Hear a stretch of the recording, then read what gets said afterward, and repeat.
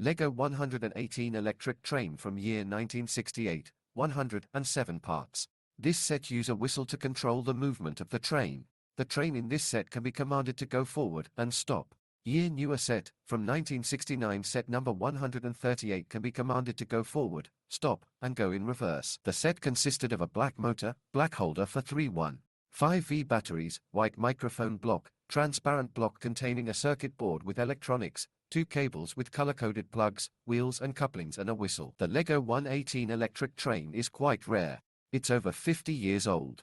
You can pay hundreds of euros for just the train with the electronic parts.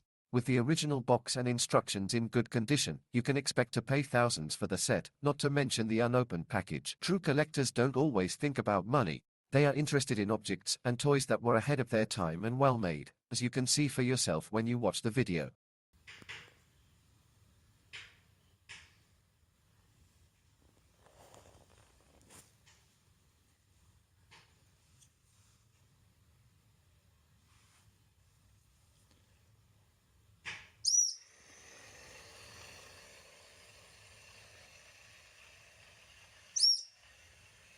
Ja.